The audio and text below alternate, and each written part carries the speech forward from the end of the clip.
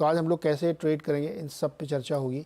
अनुज जुड़ चुका है। अनुज गुड मॉर्निंग, क्या लग रहा है आज? जी गुड मॉर्निंग आशीष, गुड मॉर्निंग साहब। बहुत शानदार दिन था कल, और कल अप्रोच ये थी कि खुलते ही खरीदें और जो लोअर लेवल मिले उसमें ऐड करें। और कल एक मैं और हर्षित जब शो कर रहे थे तो बैंक निफ्टी का ब्रेकआउट हमने पकड़ा था और वो बैंक निफ्टी में एक अच्छा पैसा बना था। तो कल का दिन अच्छा रहा काफ़ी। बस ये है कि आखिरी के 1 घंटे ने थोड़ा मायूस किया, आखिरी का 1 घंटा, उस पर आऊँगा मैं। लेकिन मार्केट बहुत क्रूशल लेवल्स पर है, बहुत ज़्यादा क्रूशल लेवल्स पर है। उसका रीज़न बताता हूँ। देखिए 8 अगस्त को एक व्यू लिया गया था इस चैनल पर कि Nifty all time high hit करेगा और अगस्त में ही ऑल टाइम हाई हिट करेगा। तब निफ्टी करीब करीब 24,100 पर था। मुझे बहुत लोगों ने पूछा था कि जो उस समय मैंने वो बुलिश रीज़न, जो बुलिश व्यू लिया था उस समय जब ग्लोबल और डोमेस्टिक दोनों तरफ से नेगेटिव खबर आ रही थी, उसका रीज़न क्या था। और मैं वेट कर रहा था कि मार्केट एक क्रूशल लेवल्स क्रॉस कर ले, फिर वो रीज़न बताऊँ। वो मेरे बुलिशनेस का सिर्फ एक ही रीज़न था, हमारा व्यूअर, मतलब रिटेल। और मैं एक चीज़ दावे के साथ कह सकता हूँ कि जो रिटेल है ना, उसने जिस तरीके से इस मार्केट में बिहेव किया है, और ट्रेडिंग को भूल जाइए, ट्रेडिंग में भले ही वो रिकॉर्ड हो कि 90% ट्रेडर्स पैसा लूज़ कर रहे हैं, इस मार्केट में जिसने भी ट्रस्ट किया है इस मार्केट को और इन्वेस्टेड रहा है उसने बहुत पैसा बनाया है। गंदे से गंदे स्टॉक्स में पैसा बनाया तो अच्छे स्टॉक्स में तो बहुत पैसा बनाया, ठीक है। और यही एक कारण था कि क्योंकि रिटेल डर नहीं रहा इस मार्केट में, और इस मार्केट की सबसे बड़ी फोर्स रिटेल है, सबसे बड़ी फोर्स। अब कोई सेकंड या थर्ड नहीं है, रिटेल, रिटेल नंबर 1 फोर्स है इस समय मार्केट की। और वो नहीं डरे और उन्होंने हर गिरावट में खरीदारी की। ये मेरा रीज़न था बुलिशनेस का। और इस मार्केट में बड़ी गिरावट अगर आएगी तो वो किसी मैक्रो फैक्टर से आएगी, कोई बहुत बड़ा मैक्रो फैक्टर अगर आएगा, और बहुत बड़ा मैक्रो फैक्टर होना चाहिए वो, तभी इस मार्केट में गिरावट आएगी।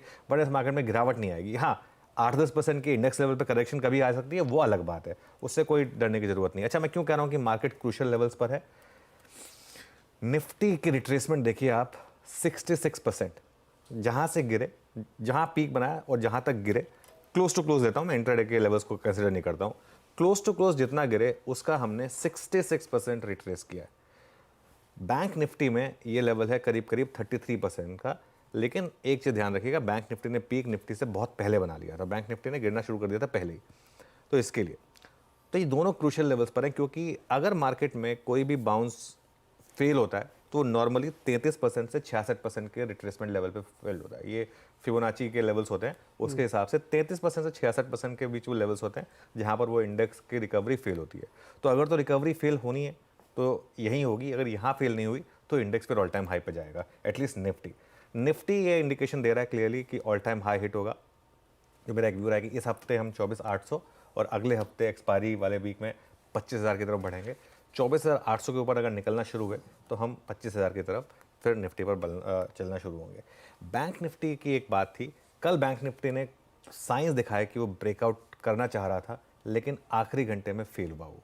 और वो जो आखिरी घंटे का मूव आया, आप चाहे आप उसको फिर निफ्टी की एक्सपायरी पे ब्लेम कर दें, जो मर्जी कर लें, 200 पॉइंट के करीब वो हाई से स्लिप होकर बंद हुआ। हालांकि कल हमारी बात हुई थी कि बैंक निफ्टी में एक शॉर्ट कवरिंग बाउंस ड्यू है 600-800 पॉइंट का, वो कभी भी आ सकता है, वो उसमें से कुछ मूव कल ही आ गया।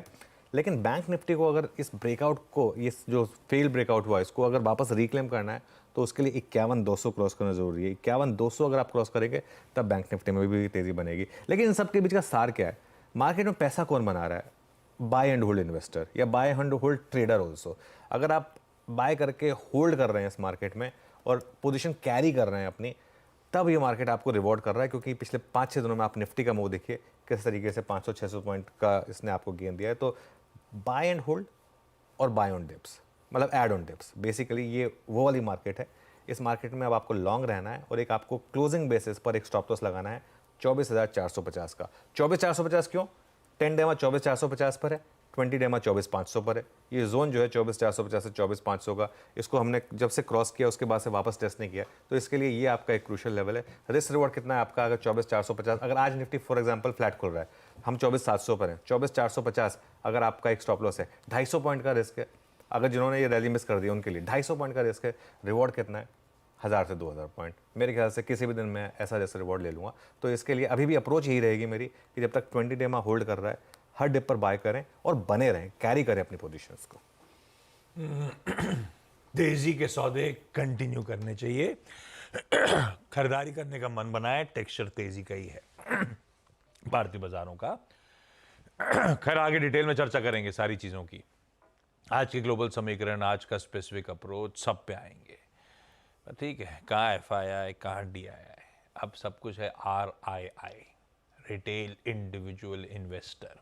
और DII का पैसा भी तो हमारा ही, DI का भी हमारा ही पैसा है। हमारी जलवे हर तरफ। एग्जैक्टली।